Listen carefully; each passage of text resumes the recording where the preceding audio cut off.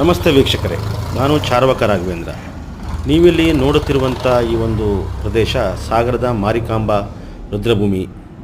ಸಾಗರದ ಮಾರಿಕಾಂಬಾ ರುದ್ರಭೂಮಿ ಇದು ಸಾಗರ ಜನತೆಗೆ ಸಾಕಷ್ಟು ಅವಕಾಶವನ್ನು ಮಾಡಿಕೊಟ್ಟಿದೆ. ಕಾರಣ ಮೃತದೇಹವನ್ನು ಇಲ್ಲಿ ಸಂಪ್ರದಾಯದ ಪ್ರಕಾರ ವಿಧಿವಿಧಾನಗಳನ್ನು ಮಾಡಲಿಕ್ಕೆ ಅವಕಾಶ ಮಾಡಿಕೊಟ್ಟಿದೆ.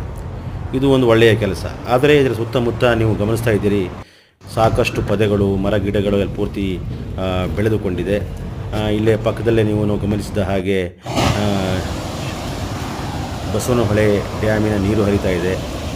ಆದರೆ ಇದೆಲ್ಲ ಒಂದು ಕ್ರಿಯಾವಿಧಿಗಳನ್ನು ಮಾಡಲಿಕ್ಕೆ ಅವಕಾಶವಿರುವ ಹಾಗೆ ಯಾವುದೇ ಥರದ ಒಂದು ವ್ಯವಸ್ಥೆ ಇಲ್ಲಿ ಮಾಡಲಿಕ್ಕೆ ಭಾಳ ಕ್ಲಿಷ್ಟಕರ ಅಂತ ಅನಿಸ್ತಾ ಇದೆ. ಹಾಗಾಗಿ